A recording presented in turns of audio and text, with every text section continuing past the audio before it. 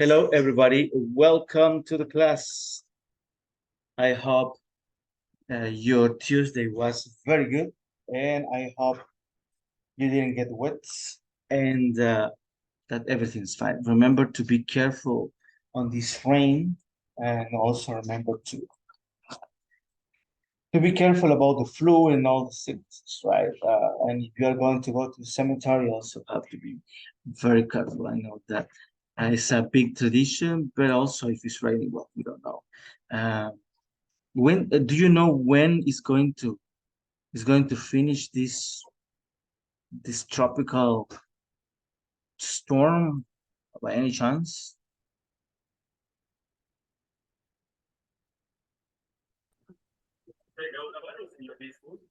Hi, teacher. Hello? For the news today in the evening, mentioned the finish this tropical tormenta Tropical storm. tropical storm finish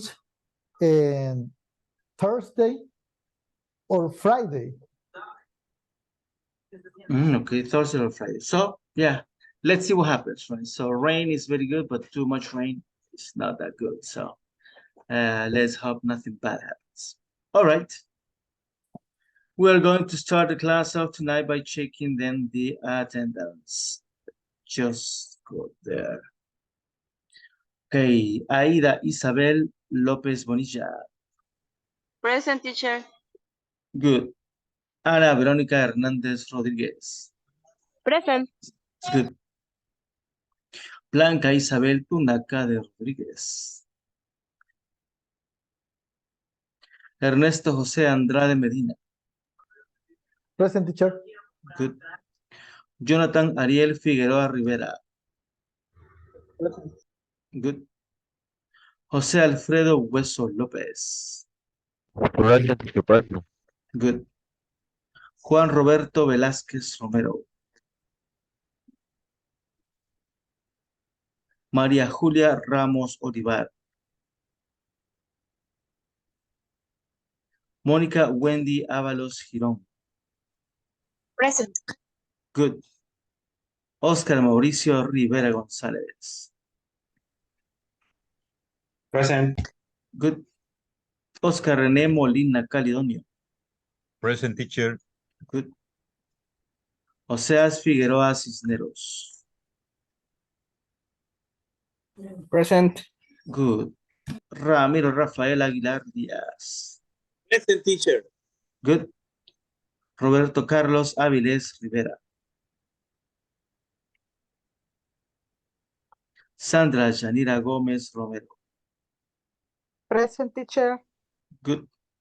Silvia Patricia Aceituno Méndez. Present, teacher. Good. Verónica Elizabeth Burgos Rivas. Present, teacher. Perfect. Okay, so let's continue with our classes. Before that one, probably you are wondering if we are going to have classes on Thursday, that is a holiday, that is the second. Remember that always is the administration the one that sends a message, so you are notified about that one. But most likely we are not going to have classes on Thursday, the second. And that's why we're going to finish classes on November 27th. That is a Monday, okay? So probably that is the reason. But anyways, let's wait for the announcement that they send on the WhatsApp group. So you are completely sure that we are going to be free on Thursday. But remember that if that is the case, we're going to continue classes on Friday.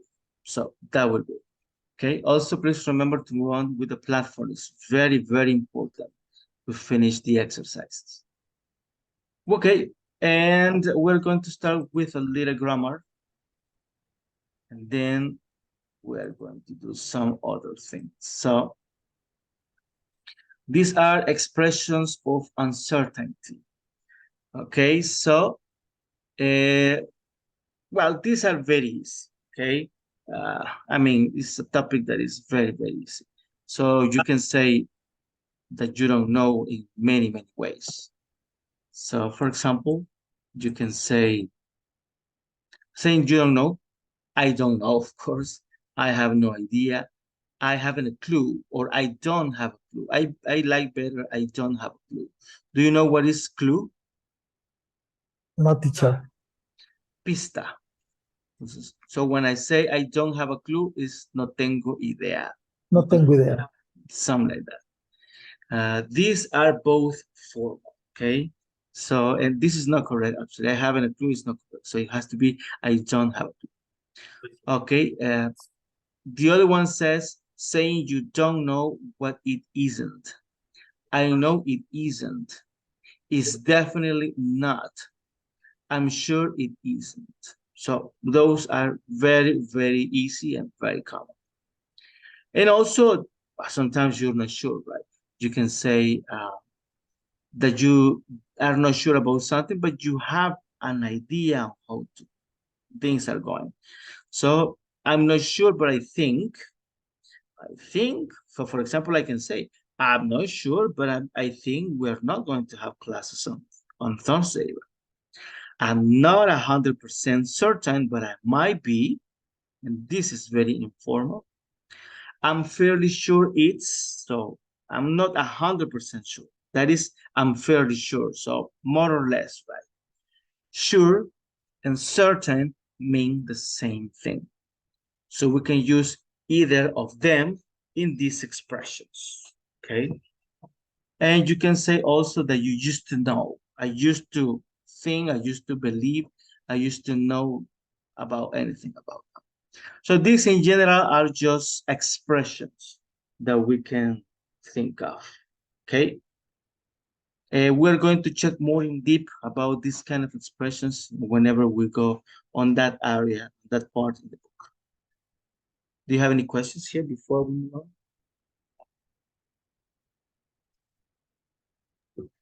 No, teacher, for me, no. Okay. I'm clear. Good. Let's move on then. Okay. So let's speak a little bit more about logistics. So let's see. Aida Lopez, could you please help me reading this part? Okay. Logistics definition. Logistics is integrated planning, formulation, execution, and checking of material and information flows from supplier or business, inside of business or out business to customer. Very good. So this is a definition of logistics. As I was telling you, I really love logistics, but it's complicated.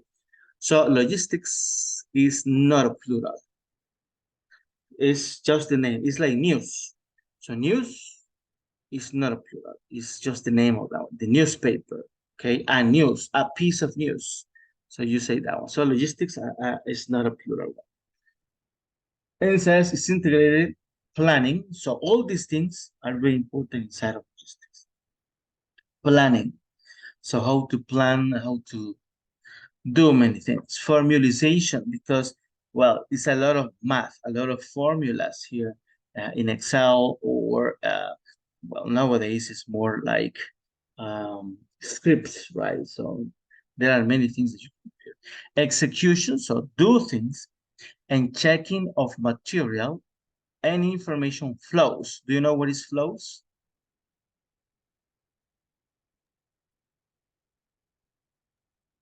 Flujo. Very good, flujo. So this word is very important because if we speak about distribution or logistics, the product flows from the production that is terminated on the operations to the consumer. So it's a flow that you have to follow. From supplier to business. Do you know what is supplier? Suplir. Very good. So this logistics starts from the very beginning, from, I mean, when you say I'm going to produce this article, so you need to buy raw materials, you need to buy colorants or thread or fabric, many things. So The suppliers brings this to you. So there starts the logistics, not when you finish the production, but when you are going to start the production. So the logistics is everything, everything since buying to selling. Okay, to business, inside of business and out of business to customers. So look at that one, inside of business, so it's the production that you can find. Out of business because the distribution is part of that one. And of course, going to the customers. And who made this definition was Schultz. This was in a book of business administration related things. You can find this definition. So, but do you have any questions here? Any word or pronunciation? The correct pronunciation, teacher, the Schultz. Schultz. Schultz. Schultz. Mhm. Okay. Good. Formulization. Formalization. Formulization. Yeah. Execution. Execution. Yeah. Okay, thank you. It's a pleasure. Any other question?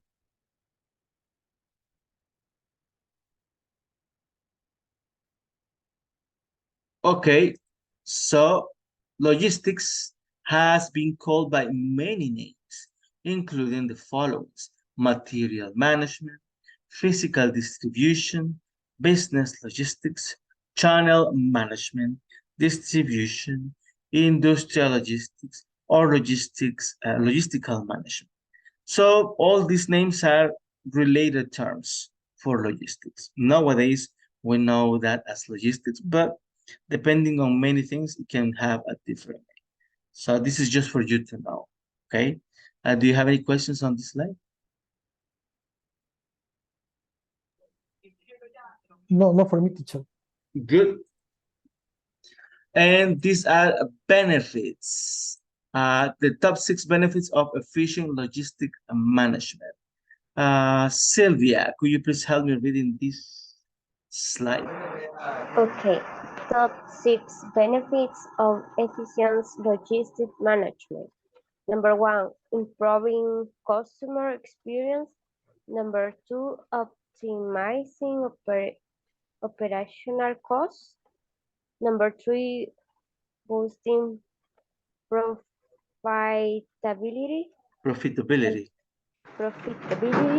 Number 4, better intermodal operation. Number 5, greater delivery productivity and efficiency. Number 6, efficiency. Number 6, intelligent route planning. Very good. So this is in general. Of course, later on, we're going to know more about this. So improving customer experience, definitely. If you order a product and it's very fast and in very good condition, of course, you're happy, right, as customer. So you say, oh my goodness, this is a very good experience. Now, the number 2, optimizing operational costs. So definitely, if everything is fast and everything is with minimal of waste, it's going to be less expensive for you to produce that one. And probably you are going to have a better pricing. Number 3, boosting profitability. This is linked to number 2. If everything is fast and doing with a lot of efficiency, definitely you are going, as a company, have more profit, right? You are going to earn more money. Better intermodal operations, yes. If everything is smooth, if everything is connected in the best way, of course, this is going to be very easy for the different departments to operate. 5, greater delivery productivity and efficiency. I mean, productivity and efficiency are 2 keywords in any business. And intelligent route plan. So you need to be very intuitive. So you are going to plan a road that is the best option ever. So that will be like, let's say 6 benefits, but later on we're going to check more. So do you have any questions here?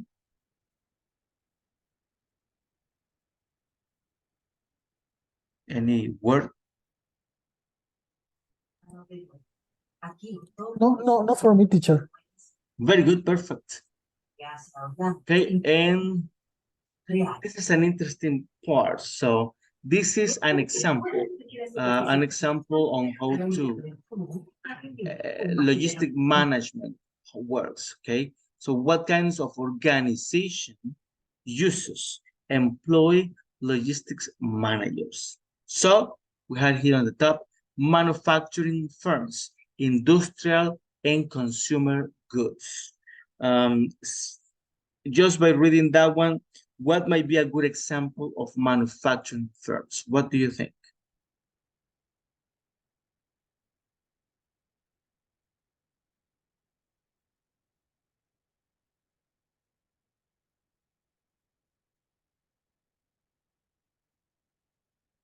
Industrial or consumer goods? What do you think is a good example of that?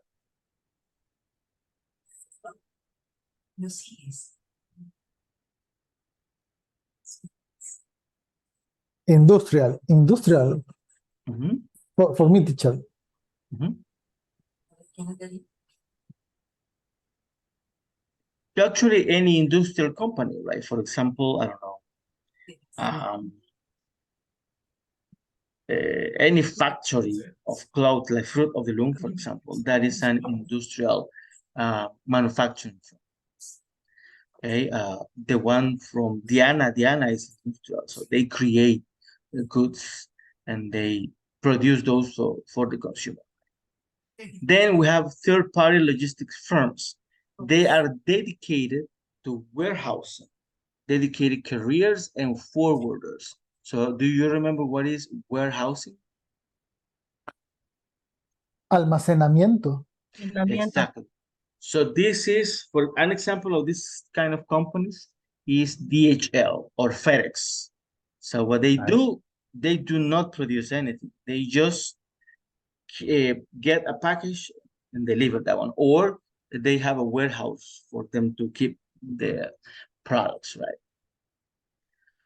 The other one is transportation firms, that is freight and or passenger. Freight is like for products only, for objects, and passenger. So this, a very good example of this one is Tudor, right? That is from Santa Ana to San Salvador transportation of people, or any kind of other transportation product. Somebody was going to say something. It's a logistic or documents. DHL is #1 in the world, teacher. That is very good. DHL is amazing. I mean, yes. Yesterday he sent me the documents of the Ecuadorians. Yesterday, I received today in the afternoon. Yes. That is amazing. Very fast. Mine from Ecuador to El Salvador in one day. Yes, it's the 24 hours. Exactly. Very good. That is amazing. That is totally crazy. All right. The other one says education organizations like universities, training firms, etc. All these companies. I have a question about the transportation firms. What is the mean freight? Freight is a term for when you transport objects, products, things like that. So that is freight transportation. Okay. I want to transport freight in the content. It could be a container, yeah. It could container. Be. That is a kind of freight transportation company. 2 years ago, teacher, in the world have the problem for the container for the pandemic. It's true. It was, the word is crazy sometimes, right? But yeah, that part of those 2-3 years that happened because of the pandemic, the world changed a lot, right? I mean, transportation was difficult. A lot of businesses they broke. The streets were very empty. People were afraid. It was crazy. So sadly, a lot of people died. We are still here, but the world changed a lot, and that causes lots of crisis, and also causes lots of prosperity for other business. For example, the companies that they build a mask, for protection. Yes, teacher. They were very happy about business, right? Teacher, the other external context that the negative impact for the price of the product was the crisis in the Ukraine and Russia. Yeah, that is true. I mean, that impacts a lot. I remember, for example, that when the pandemic was the top of that one, the gasoline was very cheap, right? 2 and something. But other products, they were very expensive, right? Yes, teacher. I mentioned this event because the logistic was very affected. It's true. Yeah, logistics was affected. I mean, and everything, and sometimes was very difficult to bring some products, or I don't know, to manage some businesses. So it was crazy. Okay, and very good. Thank you for the comment. So the next one is education organizations, universities, training firms. All these companies, they use logistics, right? Government agencies, federal or state, because this is from the US, also they use logistics. Service institutions such as banks, hospitals, etc. They use logistics. Consulting firms, strategy, technology, etc. Actually, everybody has logistics. I mean, you in the morning, when you wake up, you have step-by-step method, right? You take a shower, you have your breakfast, brush your teeth, and then you go and drive to your work. So step-by-step, that is logistics. Everything is possible. Our personal strategy about it. Definitely. Everything is, I mean, you need to move. For example, you need to move yourself from your house to the work, right? So all those things are logistics. For example, now that it's raining, sometimes we have to check internet to check what is the best street, if something is going on, and then we decide what is the road that we're going to take to your work, what time you are going to leave, because sometimes it's more traffic because of the rain. So everything is logistics. So this is what makes this very interesting. Everything is a process, right? Very good. So do you have any questions on this?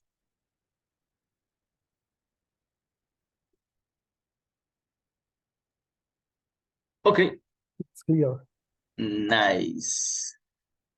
And this is very interesting. The logistic strategic planning triangle. Okay. So let's see who's going to read this.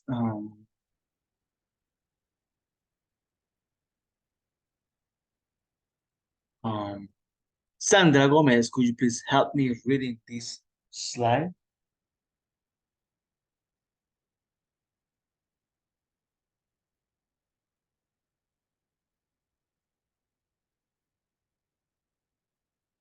Not possible.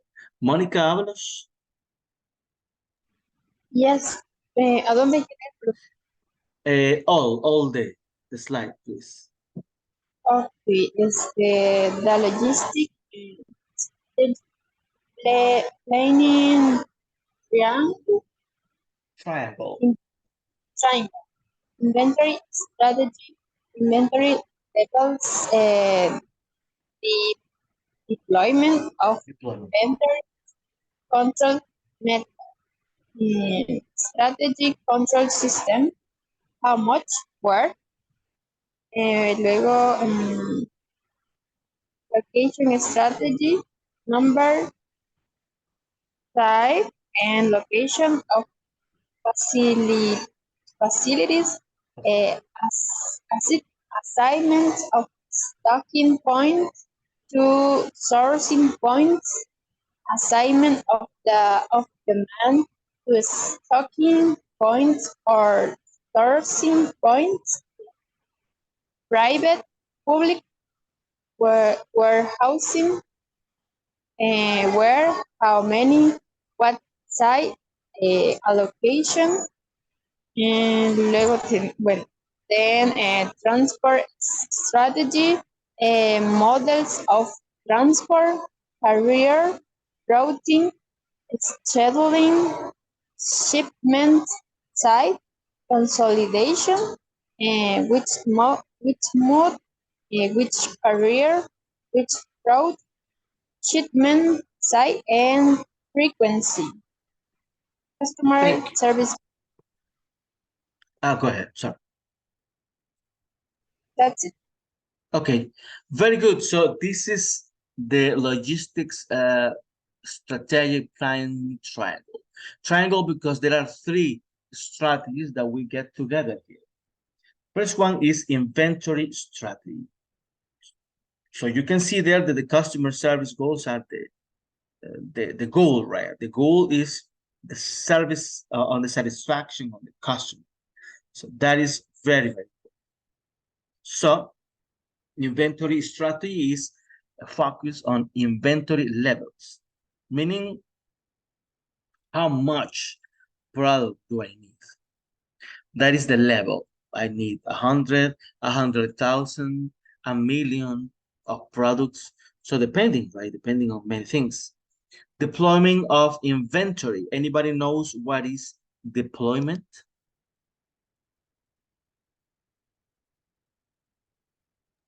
Desarrollo. Very good. Despliegue. Very good. So we have how much do we need and how is going to be deployed into the other stores or into the other steps on the logistics. And then the control methods. Controlling inventory is very, very important. So what questions do I ask myself to identify the best inventory strategy? So how much do I need of the product? Where do I need the product in the different stages? Okay, so those are the questions that you need to ask yourself. Then we have the location strategy. Of course, location is about the place. So we need to know the number, size, and location of facilities. How many facilities do I need? The size for the amount of inventory. So I can have everything together. Assignment of stocking points to sourcing points. So stocking is where you are going to put the inventory in the warehouse, right? I'm going to keep this 15 days. And then sourcing point, I mean the sourcing points are where I'm going to take the inventory. And if these 100 products are going to go to San Miguel, and these other 100 products are going to go to San Salvador, and these other 100 products are going to go to Santa Ana. So where? It's not only where is going to be the product, but how am I going to move this to the other points? That is very, very so, and how, of course, is like, I'm going to use a truck, I'm going to use a boat, I'm going to use an airplane. Many things has to be included here. Then it says assignment of demand to stocking point or sourcing point. So I know that the inventory is going to be moving. So I know that I have 100 products, but if I'm going to move these products and I'm going to get new products that are being produced, I need to decide where it's going to be. And then if it's going to be a private or public warehousing. Private is only for my product. A public is warehousing where I can have products from different companies. So you can rent exactly what you need. And the last one says transport strategy.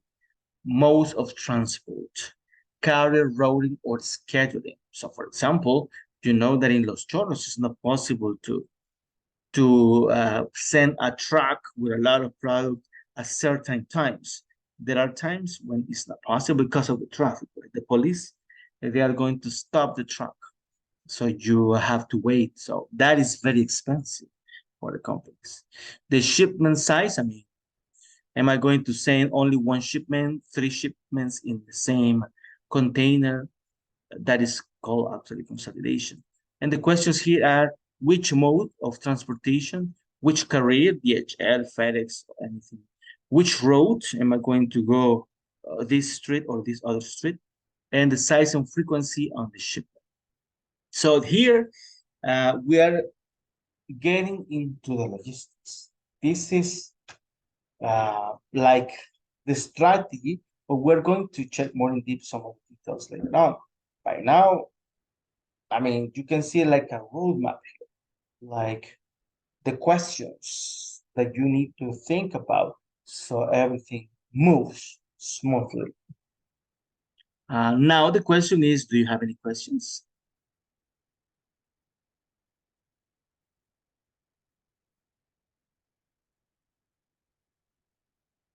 Clear as horchata. Okay, and these are like different strategies. So the other one was the triangle, but these are different strategies for this one. Let's see. Maria Julia, could you please help me reading this one? Okay. Logistic strategy. The objective of logistic strategy are minimizing costs, minimize investment, maximize customer service, use role, logistic strategic.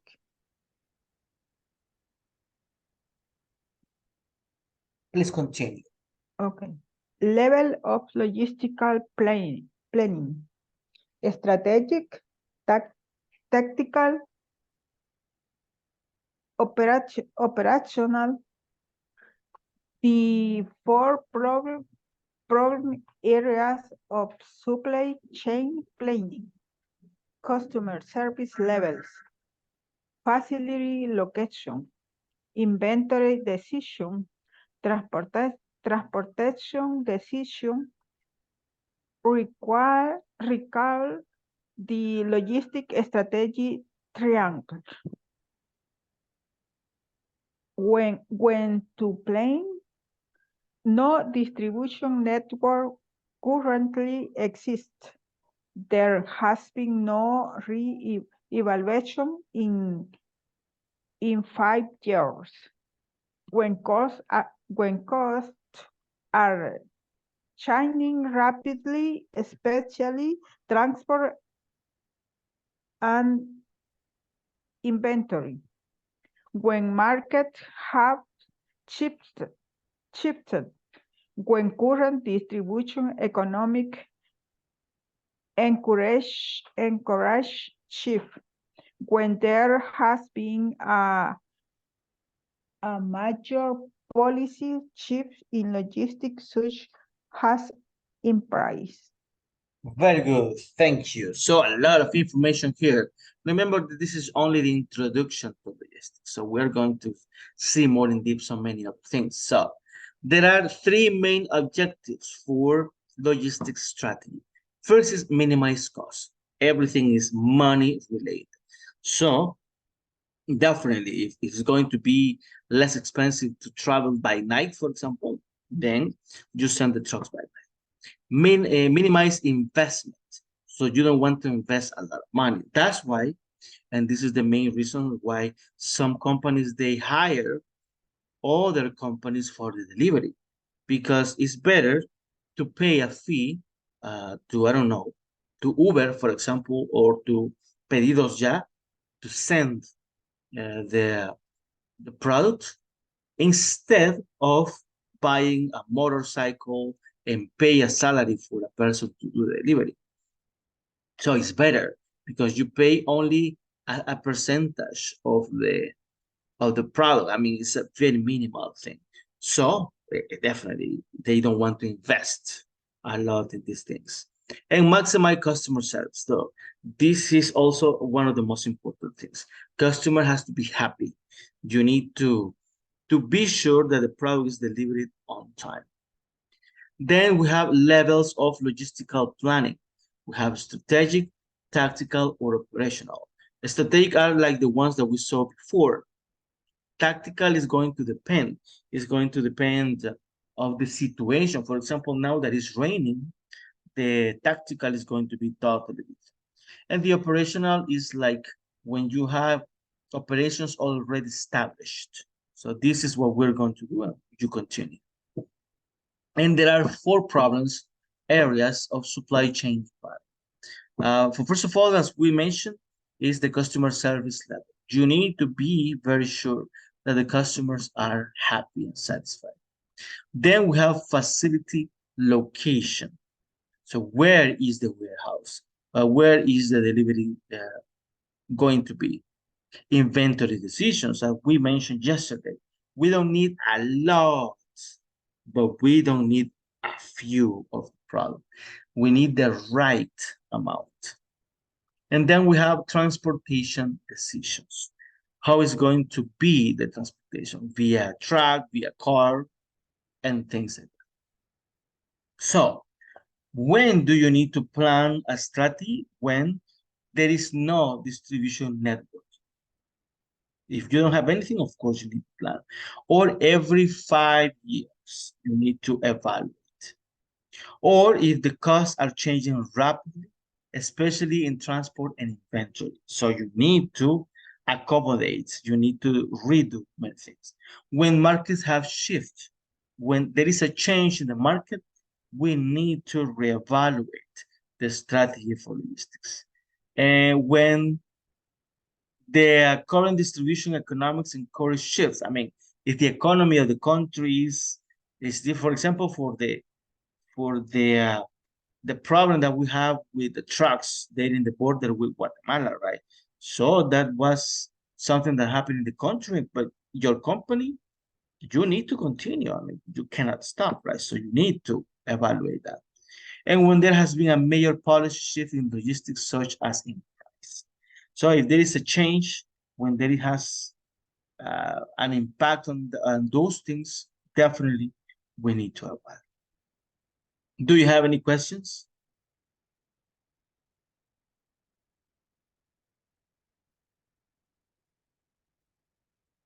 And the problem for the distribution, teacher, they have a plan B.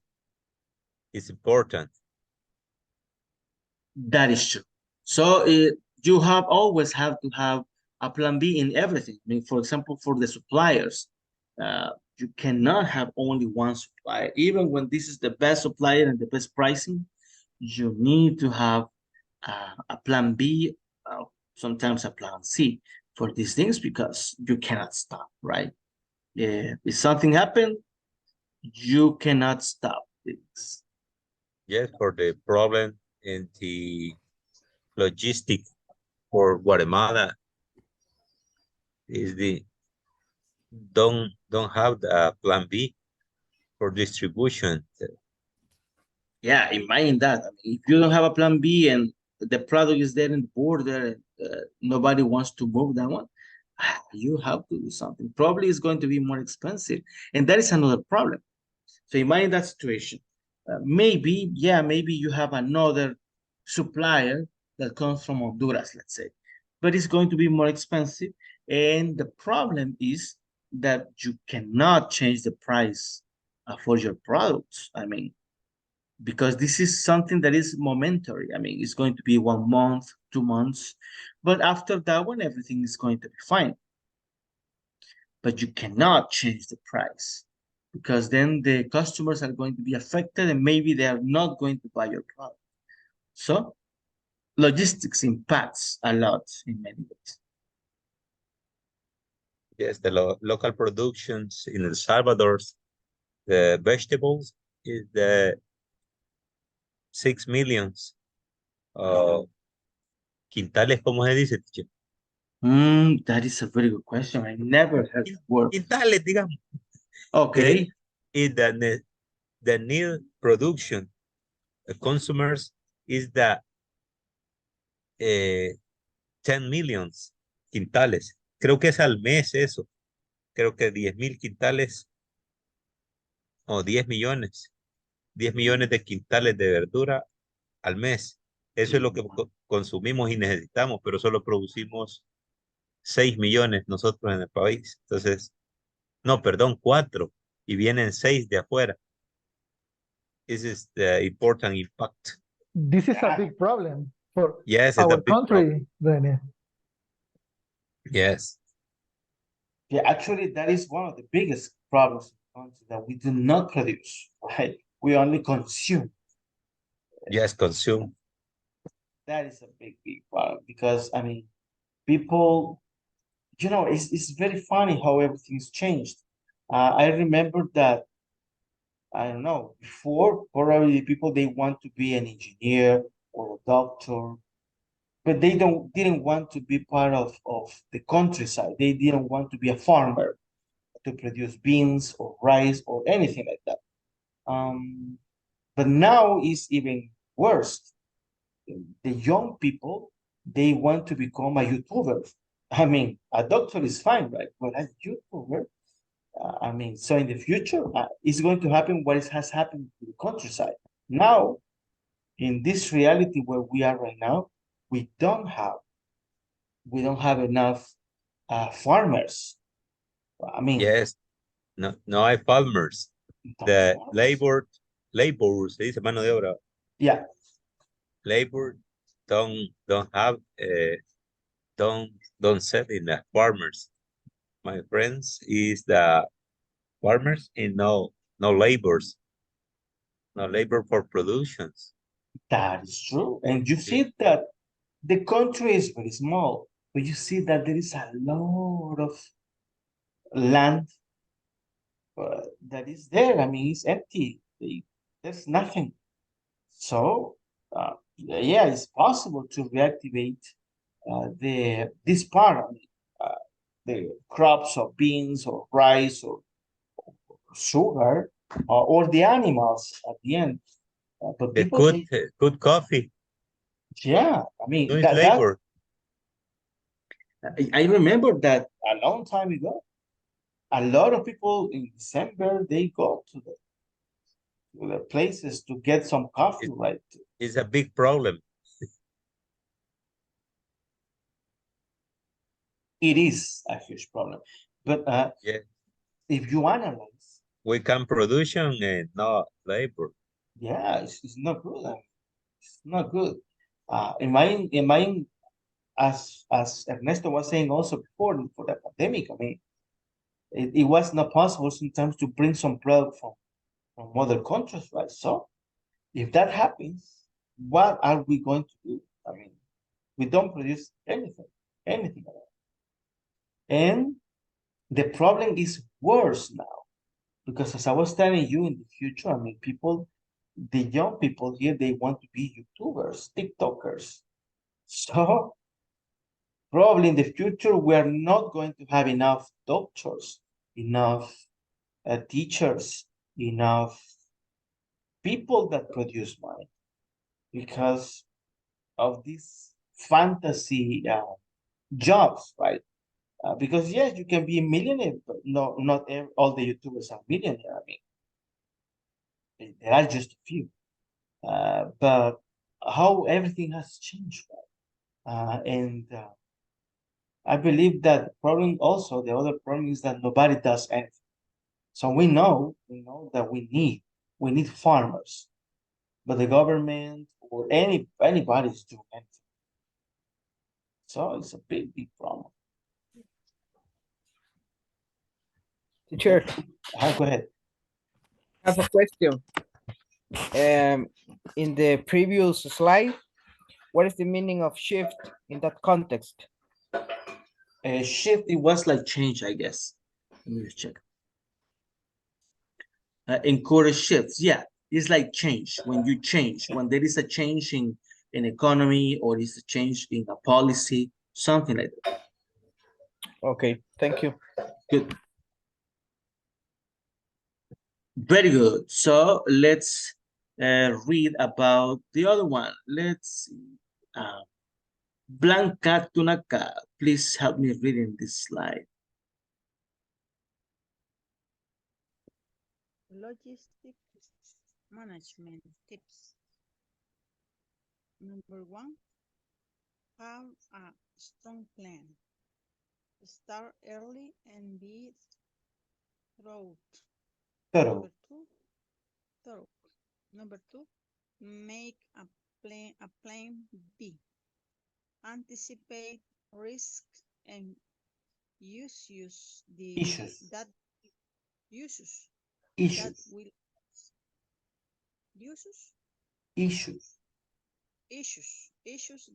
will rise. Hire a manager. Hire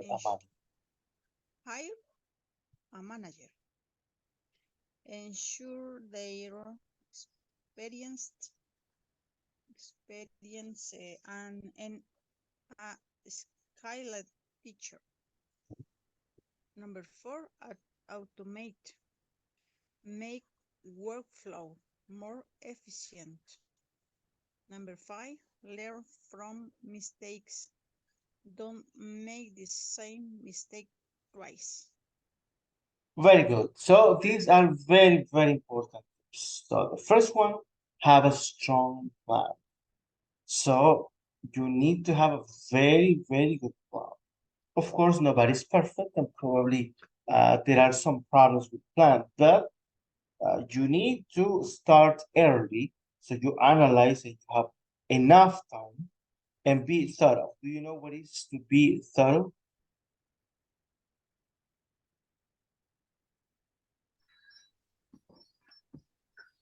Meticuloso, exhaustivo. Very good. That would be it. So think about every detail. If you skip one little detail, that little detail can cause you a lot of problems. Sometimes you need to redo all the plan. Sometimes you need to move things. And sometimes that impacts in money.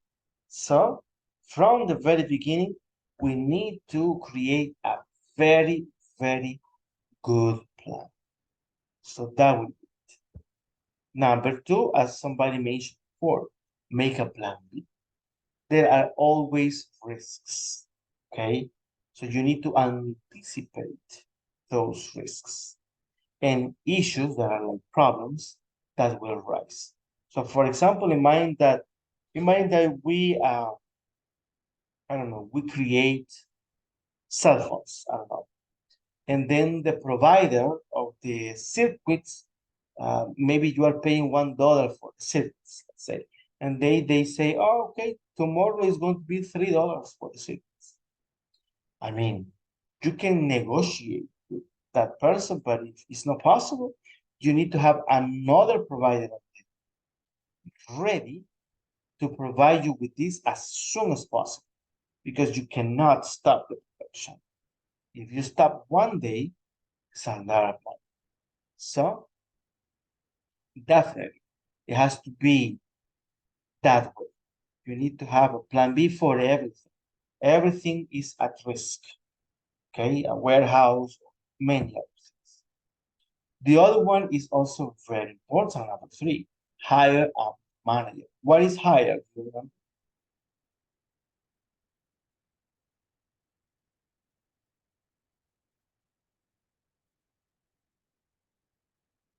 Nobody? Contratar. Very good. Hire a manager.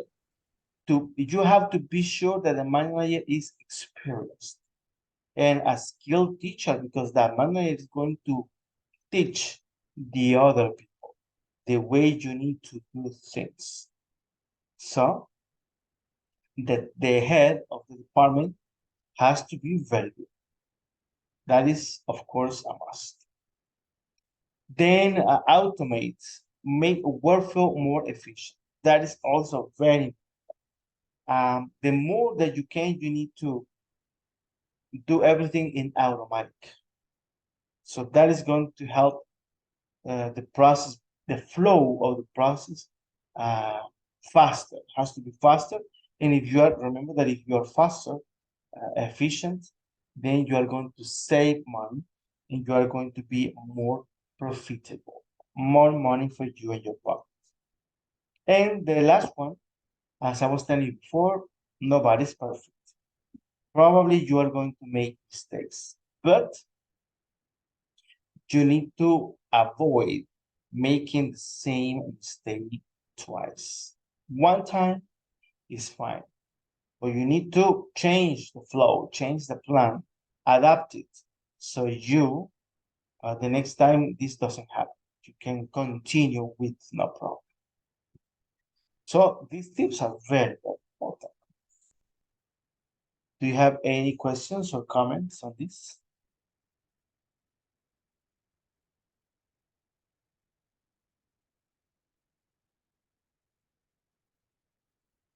No questions. Teacher, the hire a manager or the hired people expert is very important for the guarantee the exit for the company. That is true. So yeah, if you want to be successful, you need to have on the top of the department a person that knows where you're gonna be. And it's not easy. I mean, I was to be honest with you, I was logistical manager once. Oh my goodness, was very good, interesting. But I had to work from Monday to Sundays, from 6 in the morning to midnight. So imagine that was a lot. So that's the way it is sometimes. For this kind of jobs, you need to suffer these kinds of things. Teacher, this slide is very important because the five tips of the logistic management are very important. Have a strong plan, make a plan B or plan C. Rene mentioned these tips, and the hire a manager is very important too. Automate, make workflow more efficient is very important, and learn from mistake. This is a very good tips because the same mistake don't make twice. Yeah, this very good. You are very right. These tips, I mean, if you don't do one thing of this, of course, the people, yes, the people experience expert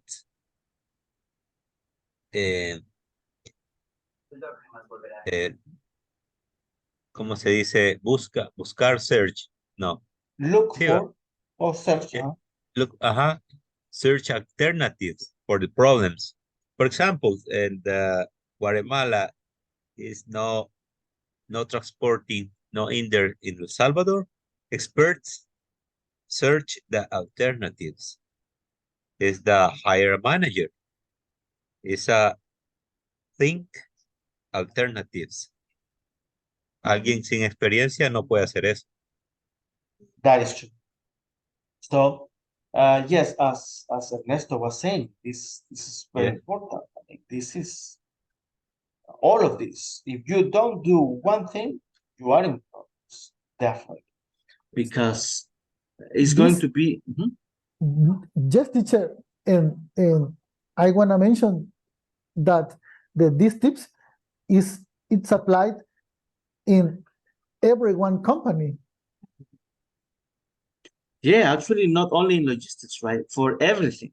So if you, for example, if you are going to create a new product, or if you want to create a marketing plan, or if you want to, I don't know, do whatever you want, then you need to follow these little things so everything is better, right? So everything is fine.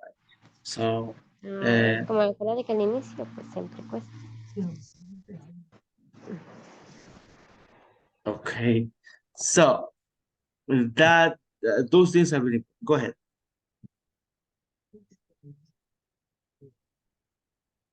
Okay, so as I was telling you, logistics is something that we don't see, but it's always there. So logistics is everywhere. Every product that you have in your house, every service that you get, that has logistics. So definitely something very, very important. We're not going to check that yet, but let me then just check something else. So speaking about logistics then, I believe that you see now how important is logistics in everybody's life, not only for the companies. I mean, uh, this is something that we need to adapt to ourselves. So, for example, a person that is always late for everything, that means that their logistics, their habits are not good, right? So, uh, it's a big problem that causes sometimes impacts in money, because imagine that you are always late and you go to your job late.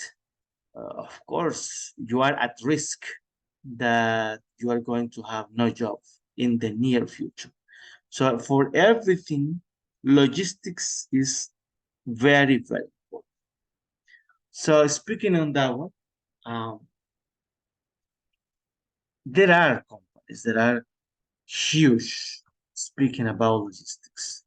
And let's check. We're gonna watch a video that is very interesting. Have you ever, I don't know if the last class I show you TED's speaking, those are very, they present very nice things. And if you have the chance, you can practice English and also learn some of the things. You can find TED speaks or talks also in Spanish, but I mean, the best ones are in English, and then you can also practice English. So that will be a very good idea. So I'm going to show you a video so you can analyze of that, and then you tell me what you understand about um, the video, and I mean any other thing that you want to comment. Okay, so let me just share my screen. All right, here we go.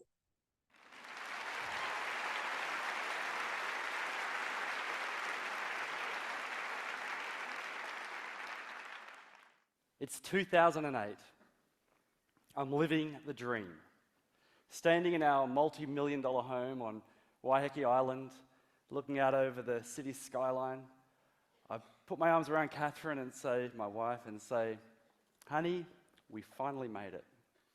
After years of entrepreneurial hustling and scraping, we finally hit the big time. My business partners and I were importing frozen pastries from a European multinational and selling them through supermarkets around Australia. After 2 years, we just cracked $10 million sales, and we just also cracked our first $1 million month. Life was good, and there was plenty of blue sky ahead. Sitting one morning, sipping my latte, reading the local paper, I saw an ad for a presentation about the World Food Forum that had just been convened in Rome. I thought, I'm in food. I might meet someone there, expand our business into New Zealand. I'll go along. What hadn't occurred to me was that the World Food Forum was actually a gathering of delegates from governments all around the world to address the global food crisis that we were in the grip of.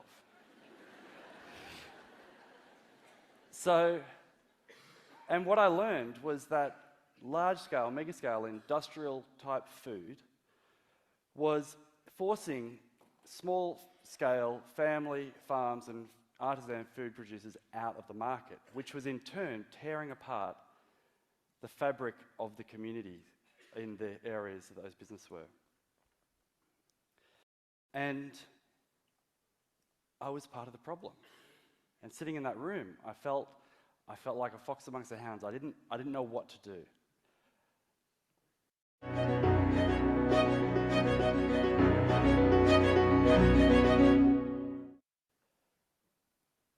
So, but I went home and I'm like, but what am I going to do? Like, what am I meant to do? I'm earning a living here.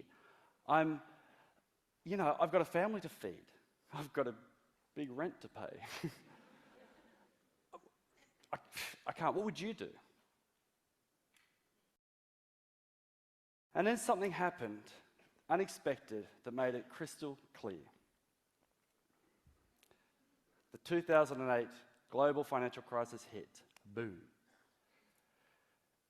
The Australian dollar plummets against the euro, and we're paying in euros. So our business goes from making great profits to making terrible losses overnight. And the more sales we make, the more money we lose. We call an emergency board meeting. And one of the options put on the table is, look, let's just stop trading until things even out a bit, till we can renegotiate our prices with our supermarkets and the like. And in that moment, I thought, wow, we're only one of hundreds of food importers around the country, and I bet they're all having the same meeting about the same time. And I wonder if they're putting that option on their table. And I wonder what the supermarket shelves would look like after just a few weeks if all the businesses like us would just say, just stop that for a little while, that food coming in. And in that moment, it became blindingly obvious how vital our local food growers and local food producers are. And then I had an idea. What if we could take the smarts, the technology, and all the systems to solve the complex long-distance supply chain and pair that with the short-distance advantage of local food? Maybe we could cut enough fat out of the supply chain to make local food viable again.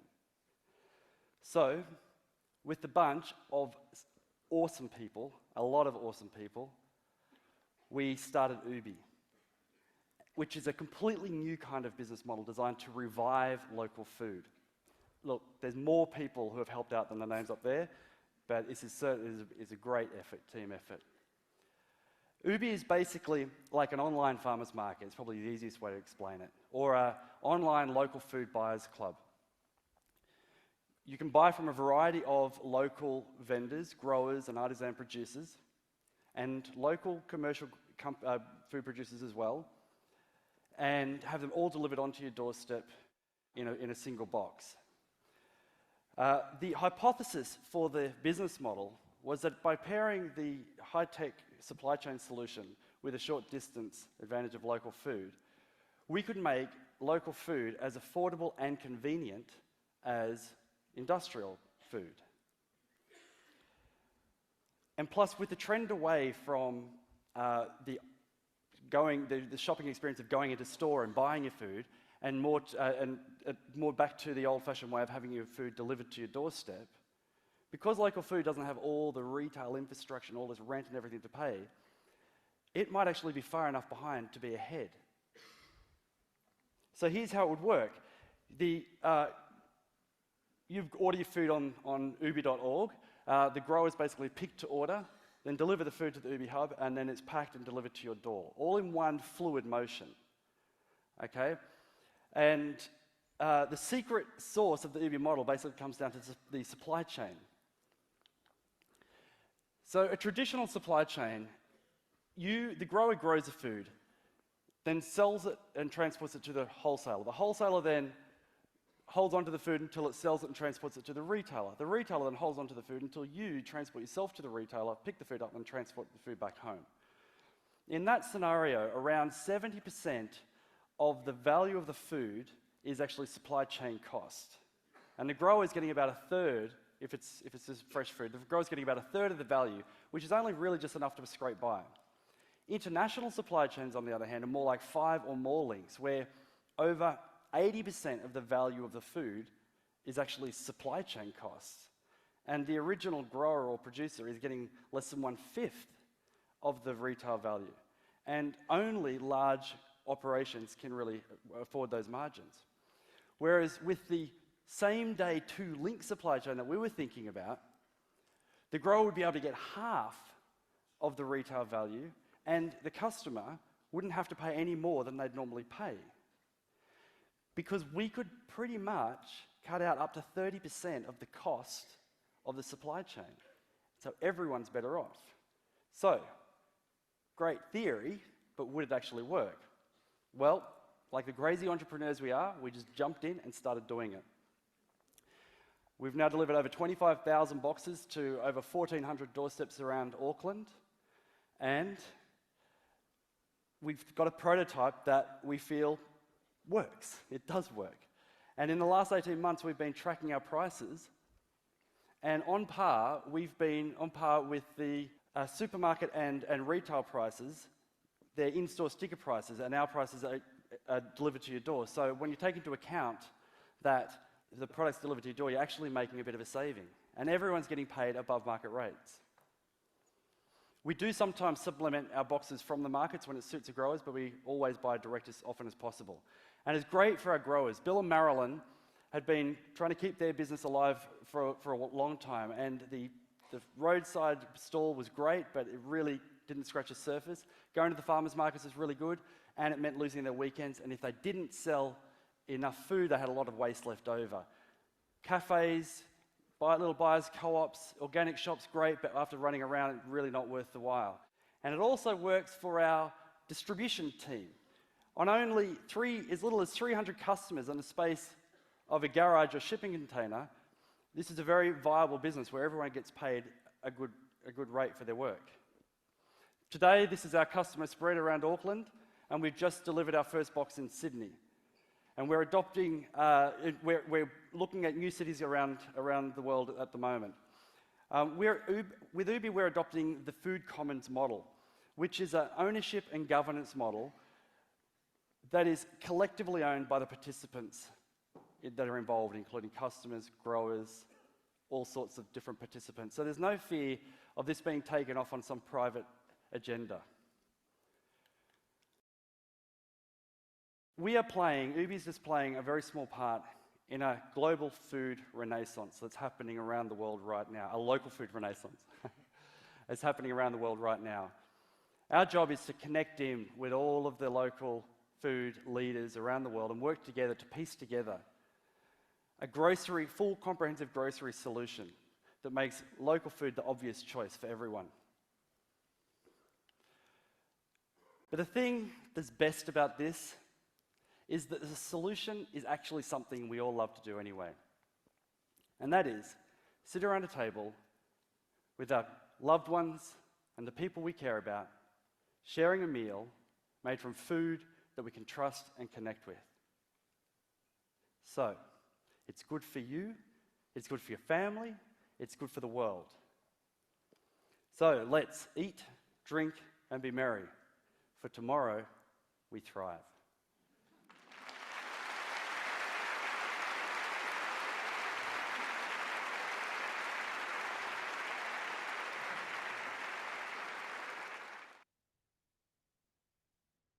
Okay, what did you get from the video?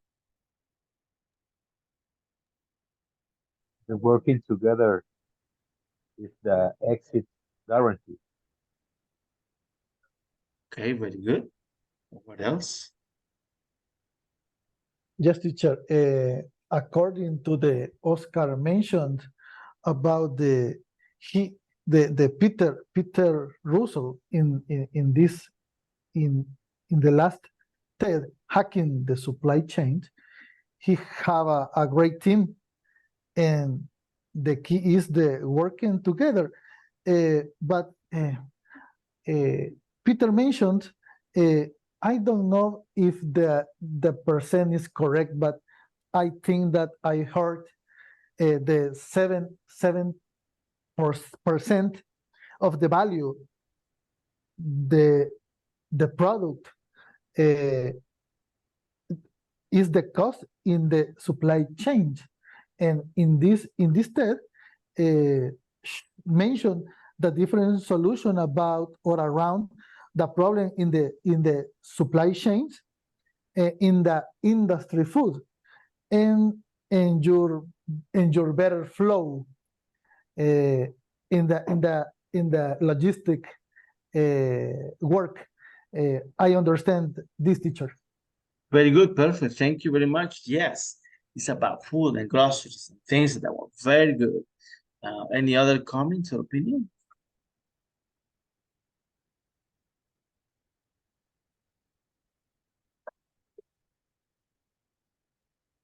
And the final comment about it for me, teacher, is the last phrase that Peter finished his TED, excuse me, is the future of the food is local. This is a very good phrase. Very good. Actually, that is the main idea that he had, right? That he is going to produce and going to send it directly to the store for the customers. So to avoid all these things going this and far, and I don't know. Nowadays, a lot of companies they do it that way. It's huge, but if you do it more directly, or I don't know, the flow is better. You don't have to have the intermediaries there, right? Anyways, there are many ways of doing that. So depending on the company. Any other comment or opinion?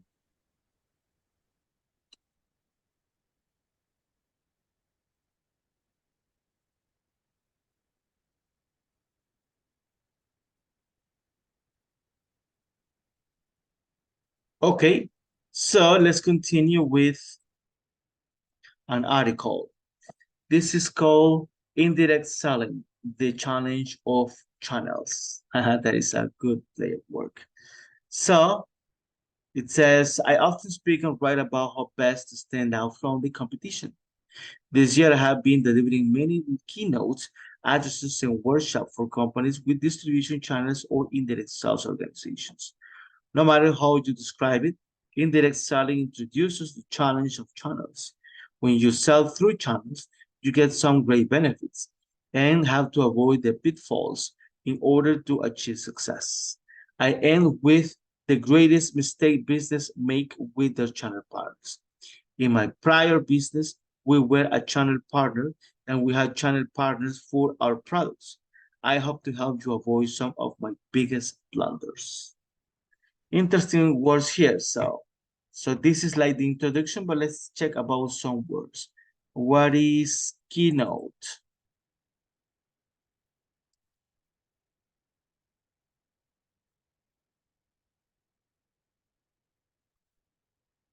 Anybody knows?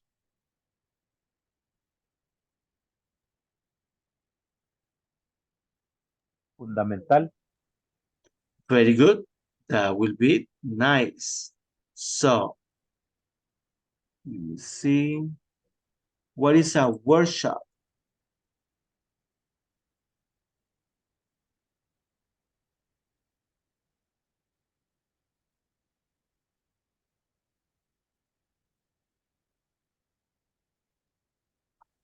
Workshops is like a trainer or Very good. coach. Very good. Actually, there is a very interesting module when we speak about only about training, and you are going to know about the difference between workshop and training and webinar and many other things. So yeah, workshop is a kind of training that we have for companies in this case. Let's see. Do you remember what is challenge? Desafío. Very good. Perfect. And what is avoid?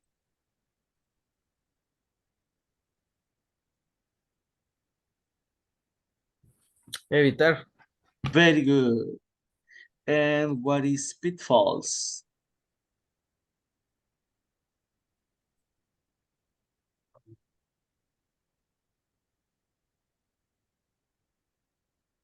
Okay, pitfall is trampa.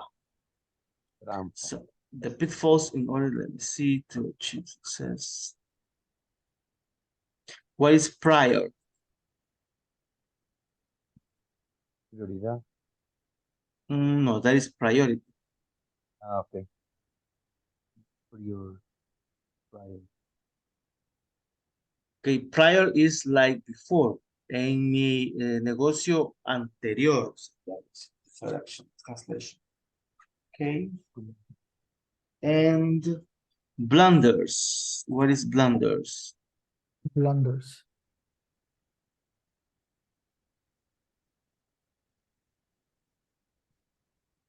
A blunder is error garrafal. Error terrible. Yeah, The big mistake. the big mistake. Yeah. Hombre. Okay, the first part is going to be for Mauricio Rivera.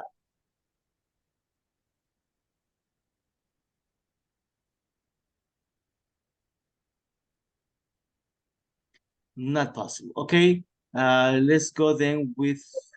Yes, teacher, I'm ready. Okay, go ahead. Go ahead. Channels provide reach. We recently ordered window treatment for our newly renovated home. It would not be practical for the manufacturer to sell directly to each and every homeowner, so they leverage a sales channel. The channel could be a home improvement store or direct representative. In either case, the manufacturer is putting their livelihood in the hands of a third party who has access to the customers. That channel's representative sells the product and then orders from the manufacturer. Even better, the channel's partner takes responsibility for installation. The company that manufactures the blind does not have to measure the blinds, make the sales, or install the product. They just get to focus on the way they do best. And the channels profits from the connection between the products and the consumers. Very good, perfect. So it says channels provide reach. So it means that you can reach the customers, right? It's faster, it's better. And it says we recently ordered window treatments for our newly renovated home. What is newly? Anybody? Nuevamente. Nuevo. Only Nuevo. that. Yeah. So there is going to be, so they ordered windows treatment. Recién o reciente podría ser. Reciente. Very good. That would be recientemente. So it says it will not be practical for the manufacturer to sell directly to each and every homeowner. What is homeowner?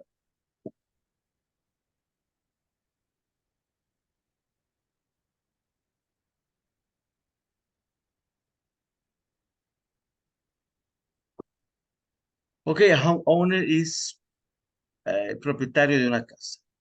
A cada propietario de casa. So, and it says, so they leverage. What is leverage?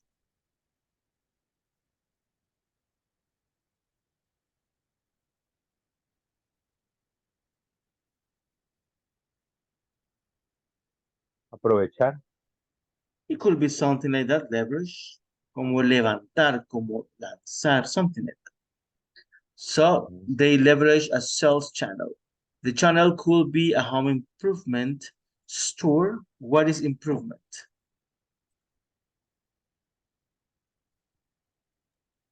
Promover. No. No. Actually, mejorar. Very good. So a home improvement store or direct representative. In either case, the manufacturer is putting their livelihood. What is livelihood? Medios de vida. Something like that. Very good. It's like sustento, something like that. In the hands of a third party who has access to the customer. That channel representative sells the product and then orders from the manufacturer. Even better, the channel partner takes responsibility for installation. The company that manufactures the blinds does not have to measure the blinds, make the sell, or install the product. They just get to focus on what they do best. And the channel profits from the connection between the product and the consumer. So the meaning of all this paragraph is that this company, they sell windows and treatments for windows. But they get another company. How can I explain that? Imagine that you have your house and you want a treatment for your windows. So, and I create the treatment for the windows.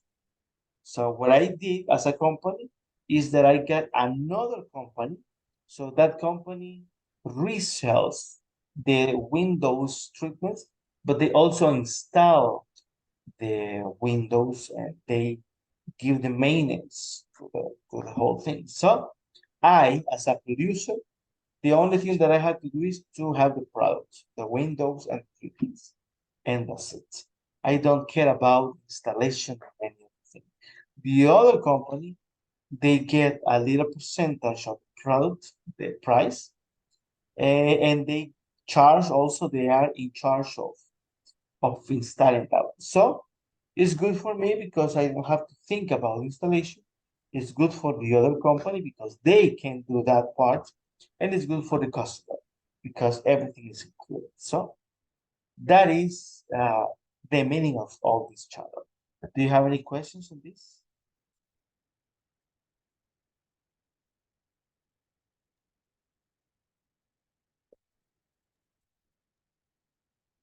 No, for me, teacher. Good. Clear. Nice. Clear as horchata, right? Yes. So,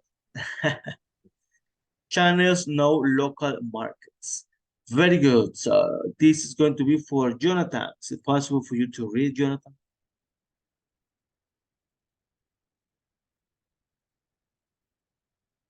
Not possible. What about? Teacher, read Huh? Okay. I can read. Yeah. Yeah, go ahead. Okay. Channel know local markets. In my priority business, we have channel partners through the word news, the local customs, how established relationships and news, how we need to adapt our products to meet the needs of local business. Our partner would make things happen in hours that would otherwise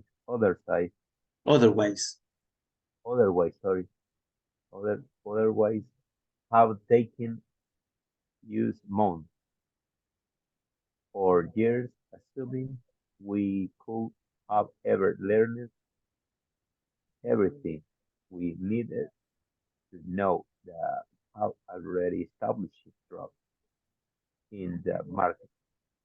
So the customer will generously pass the trust for our partner to us. Very good. So channels know local markets. So if you have a very good product, you can trust in distribution channels because they know and they can recommend. They can tell you the best options. So if you listen to them and you hire a very nice distribution channel, probably that is going to be better for your company. So let's check again. In my prior business, we had channel partners throughout the world. What is throughout?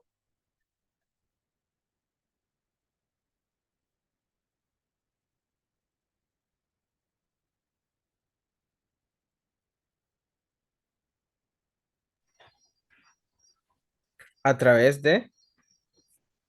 Very good. A través de todo el mundo, en todo el mundo. Very good. They knew the local customs. What is customs? Clientes. Oh, that is customers. Costumbres. Costumbres. Very good. Actually, this is very interesting.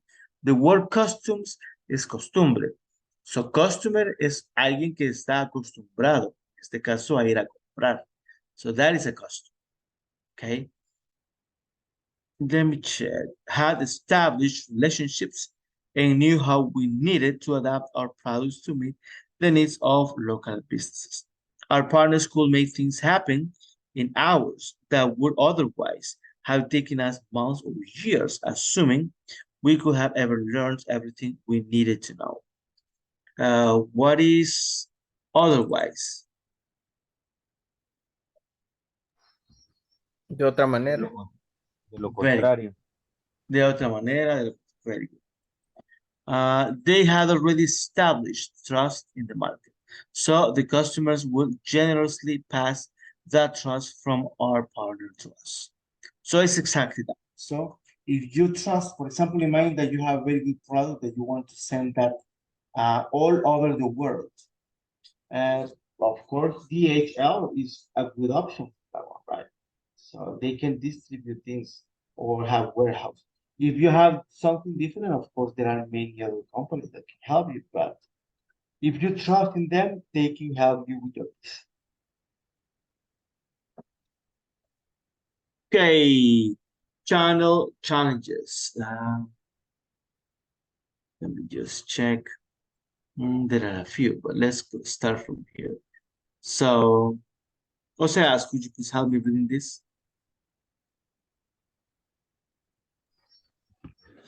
Channel challenges. When you go through a sales channels, you are making a conscious decision to have someone else take responsibility for selling your product or service. You don't have to incur the labor costs, but you will give up margin. Channels have their own set of issues. They will never be as passionate about selling your stuff as you are. Where there is potential overlap, you'll find channel conflict. You might give a partner a specific territory, let's say Arizona. Then another partner who has New Jersey has a client who also has an office in Arizona.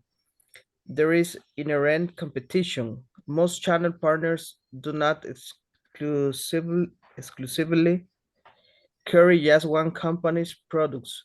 Instead, the way channel partners succeed is often by selling multiple products in a single visit. Very good, perfect. Okay, so the last one. Let's check about that, channel challenges. Yes, the distribution channels are very good, but also there might be some conflicts or some issues, some problems with that.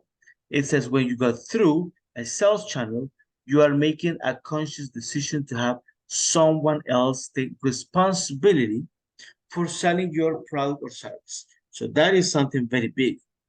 I mean, your product is your baby, right? It's part of your company. And you need to trust in the other company that is the distribution channel. You don't have to incur the labor cost. So that is good because you don't pay the employees. You pay a fee for the delivery or a margin, a percentage for the selling. But you will give up margin. Channels have their own set of issues. And one of the problems is that they are never passionate or that passionate as you are with your product. When you have your product, you are very happy with that one and you feel that as a baby, right? That you need to be careful about that and many other things. The distribution channels, maybe they are very professional and they are very good, but it's not the same. Right? It's never the same to have other company managing your product, your services, your brand. So that may cause like a problem. Right? So even when they are right, so you don't feel it. The other one says where there is potential overlap. What is overlap?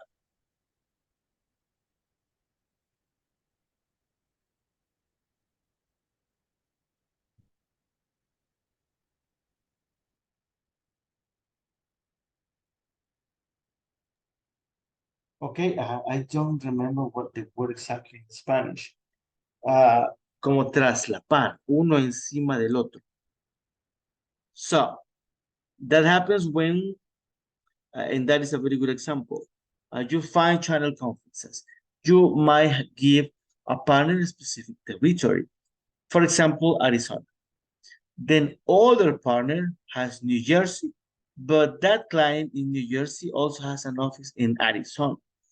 So it's a conflict, right? Because the two partners are going to be like, this is my customer, but this is my territory. And that may cause some frictions, which is not very good.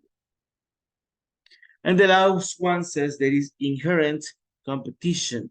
Most channel partners do not exclusively carry just one company's products. Instead, the way channel partners succeed is often by selling multiple products in a single visit. So, yeah, the competition is going to be always there. Because if you have a distribution channel, they almost always, they handle other products, probably your competition. So they are going to be exactly on the same spot, which is not good.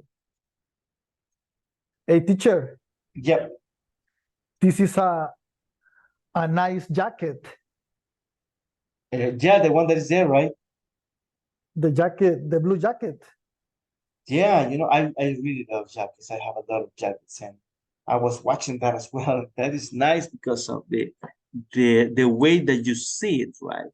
The yeah, I mind the leather on the top. It's amazing. Cotos, I don't know, is that Teacher, this is a good news. The newsletter by Forbes. Yeah, this you are going to find lots of good articles about many things. So you can understand better some things, economics, politics, or in this case about industries. So and a lot of new vocabulary. That is very good.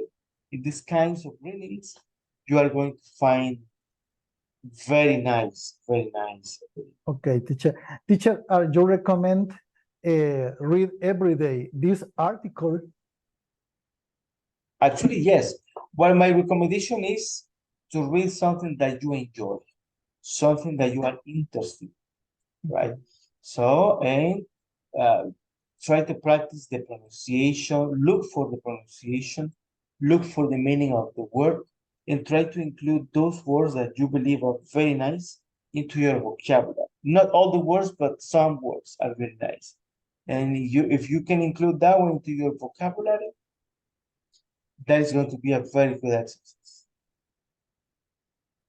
Perfect, teacher. Thank you. You're welcome. Any other question here on this part?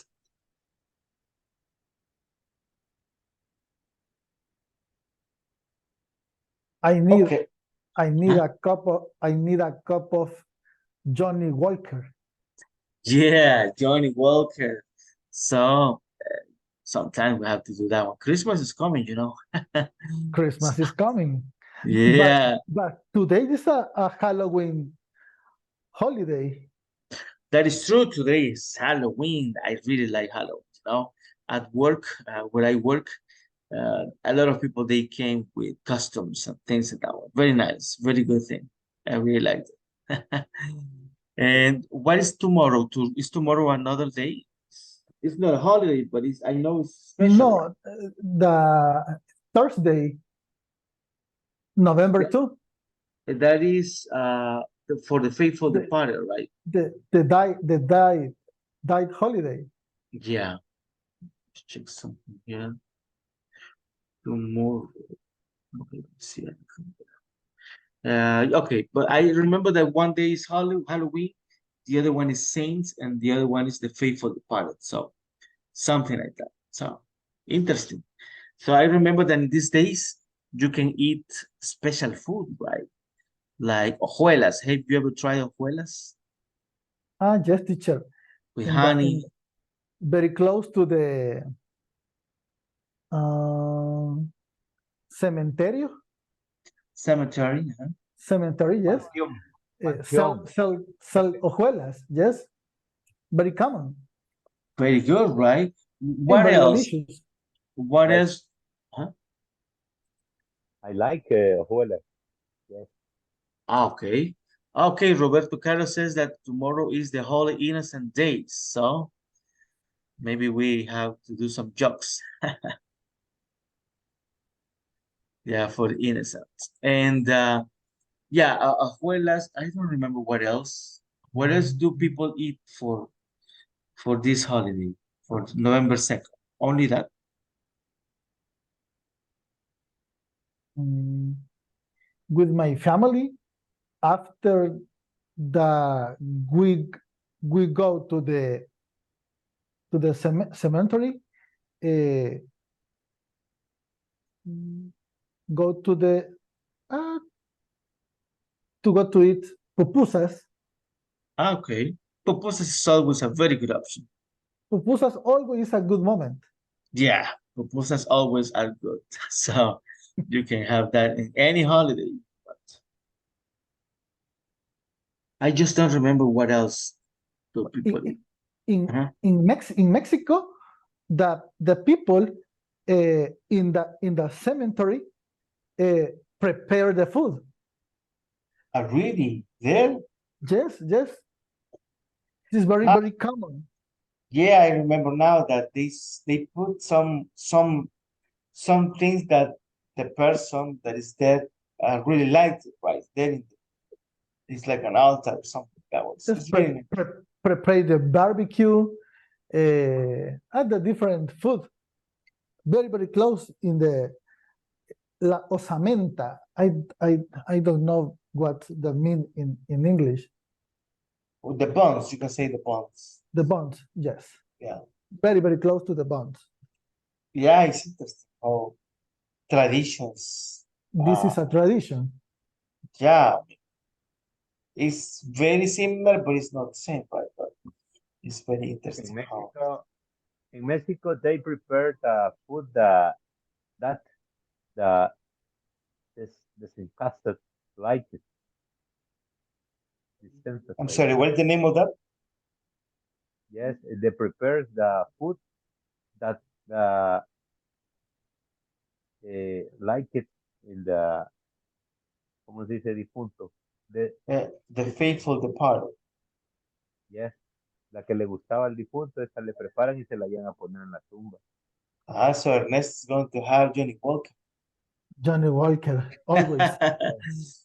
Nice. All right, it's better when you're alive. Coco movies. Yeah. Yeah, that is the movie that people see at that time. Very good, perfect. I was thinking about that. Okay, the biggest mistake business made with channel. Let's go with 2 paragraphs. Let's see. Juan, could you please help me reading these 2 paragraphs? Okay, the biggest mistake business make with channels. With these challenges, there is one common mistake I see made all of too often. Consider this. Are your best partners the ones who know every last detail about your products, or know best how to sell your products and how to uncover the right opportunities? Nearly every time I ask that question, the response is in favor of selling skills, not product knowledge. The great mistake is that when companies convene an annual meeting of their partners, they generally focus all of their attention on sharing product knowledge. Many of the progressive, top-performing companies I see have shifted their focus toward joint training on the best way to sell in your market. Very good, very interesting. So that is the biggest mistake. That people are focused on selling, on how the other distributor sell. But probably the most important is that they know your product, that they feel the product, that they understand so they can explain. And then the rest is going to be very different. So let's check. With these challenges, there is one common mistake I see made all too often. Consider this. Are your best partners the one who know every last detail about your product, or B, know best how to sell your products and how to uncover the right opportunities? What is uncover?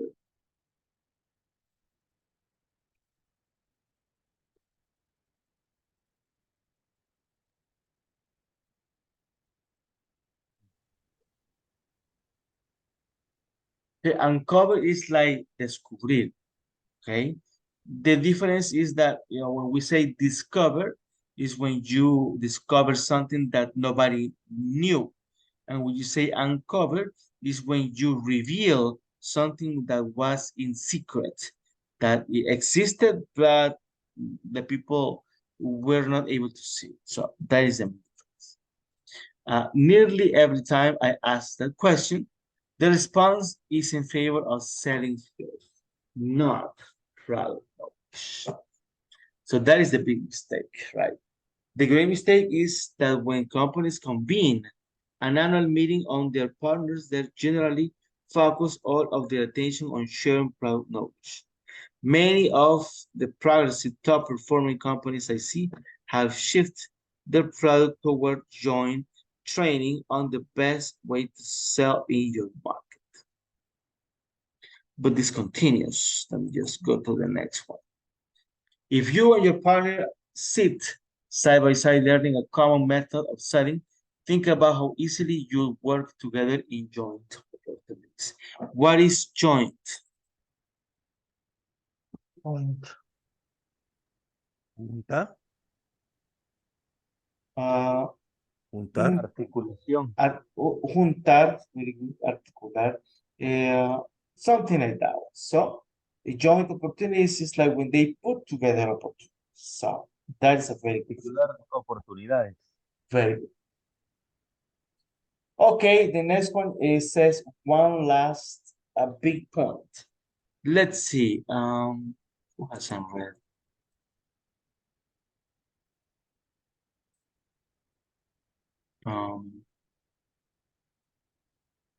Let's check.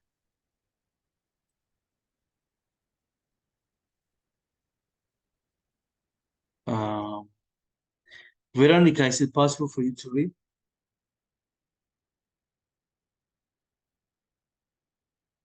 Not possible. Yes, I am now, teacher. Okay, go ahead. Okay, one last big point. If you know that your channel partners carry your products and products from other companies, remember that you are selling at two levels. The first level is to understand what problems you are great at solving for your end customers. The second level is to understand what problems you solve and what opportunities you present for your partners. Just a hint, they are usually not the same thing. Very good. So one last big point says, if you know that your channel partners carry your products and products from other companies, remember that you are selling at two levels. So the first level is to understand what problems you are great at solving for your end customers. So that is one thing that you need to analyze. Yes, there is competition, but what can I do for my customers that is different from the competition? That is the first one. The second level is to understand what problems you solve and what opportunities you present for your partner. Just a hint. Do you know what is hint? I'm sorry? No.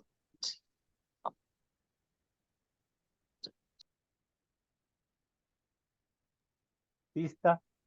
Pista. Very good. Very good. So it's just a hint. They are usually not the same thing. So that happens a lot, right? So you need to understand what is your product solving for your customers.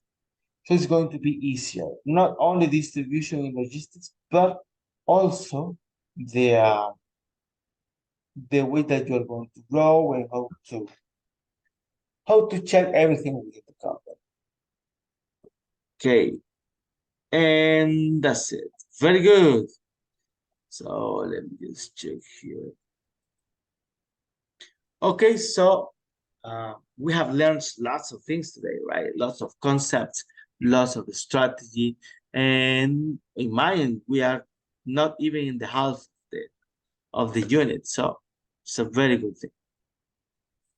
Good, we have a few minutes to free practice. So let's speak about the holiday. Are you going to the cemetery on November the 2nd?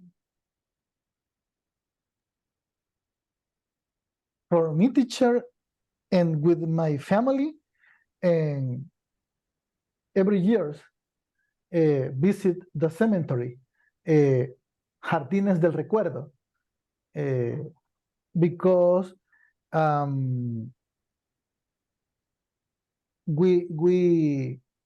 we want to visit my grandfather, my aunt, and my father. So everybody you got together and you go there. Yes, teacher. I remember the trip is I went to the house family, and this in one or two cars, all the family drive to the Jardines del Recuerdo cemetery. Then we went to the Los Planes de Renderos to eat pupusas. Yes, this is the trip. It's a nice tradition, that one, yeah, because you know exactly what to do and you get together and then you have a moment, right? And also you have the dinner, so it's a very nice. Yes, teacher, very good. Join to the family, talk different topics in this moment, and yes, teacher, enjoy this moment. Very good, very good. So it's nice that you have the chance to do that one. So good. Any other person has a different tradition for November the 2nd?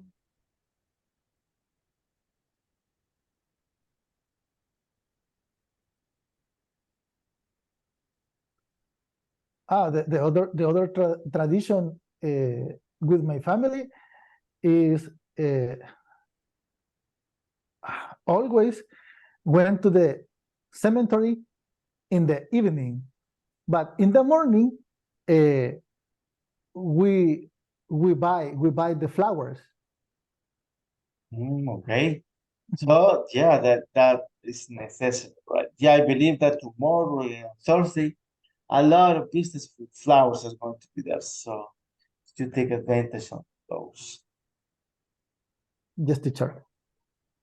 Interesting, very good. Anybody else wants to share a tradition for November the 2nd?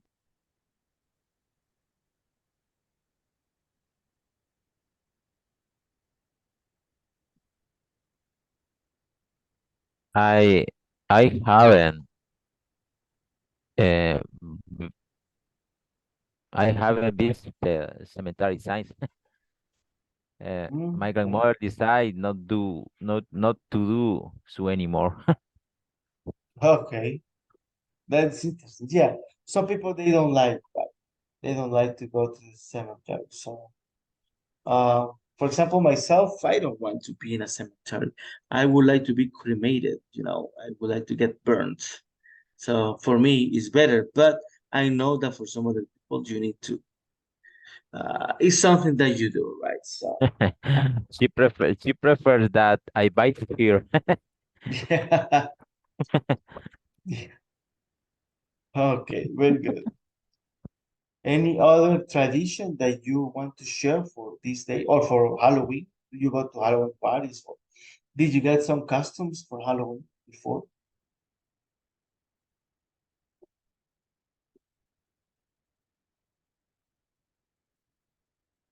Or did you go out for asking for candies or anything like that? Today, teacher, I like to watch the horror movie. Okay. Which horror movie would you like to watch or that you watch every day? Or Me every too. day? Me too. Excellent idea. Yes, The Exorcist. Ah, that is the best one, right? The Exorcist. It's crazy. Yeah. But the beginning. Yeah, very good. So that is the last one, right? The last one, very good, teacher. Yes. Okay. Interesting. Very good. So yes, that is a very good tradition also for Halloween, like the costumes or candies, but the horror movies, of course, are a must for this one. The good thing is that maybe on November the 2nd that you won't have classes, you can watch it. Good. Do you have any other tradition that you want to share? Okay, teacher, in my class, I first died the November. It's cook ayote en miel. Ah, that is another one, okay? Yes, yes. I second died ayote. También el jocote. Ayote en miel, hombre. Very good tradition, Sandra. Yes, yes, it's tradition And delicious, in my delicious house. tradition. Yeah. Yes. Mango. November 2, visit cemetery, my grandmother, buy flowers, natural flowers. Y después del cementerio comemos ayote. Ah, okay. So very good. That is interesting. And the good thing is that you cook that one, so that's a very nice thing.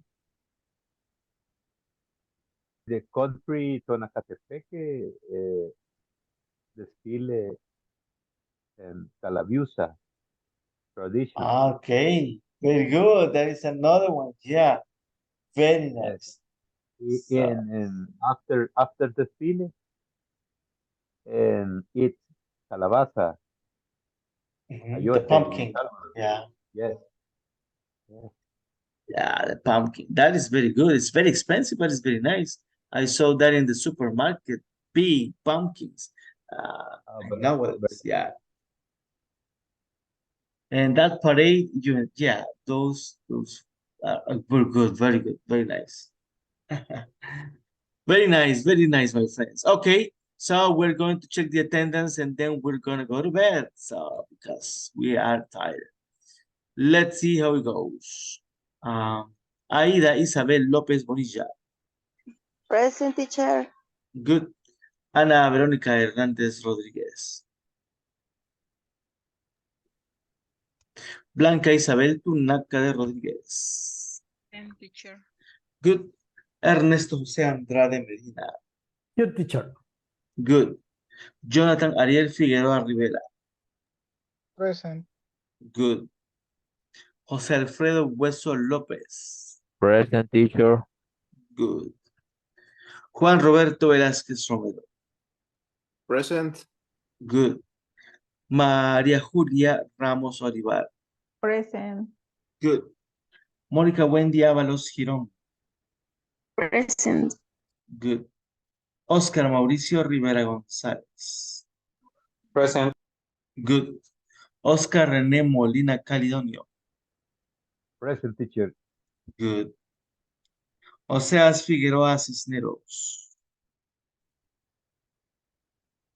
Ramiro Rafael Aguilar Díaz. Present, teacher. Good. Roberto Carlos Avilés Rivera. Sandra Yanira Gómez. Present, teacher. Good. Silvia Patricia Aceituno Méndez. Present, teacher. Good. Verónica Elizabeth Burgos Rivas. Present, teacher. Perfect. Okay, my friends, it was a pleasure to be with you tonight. Have a very good night. Rest very well. See you tomorrow at Dream in English. See you tomorrow, teacher. Have a nice See you night. tomorrow, teacher. Yeah, be careful. Take See you care. tomorrow.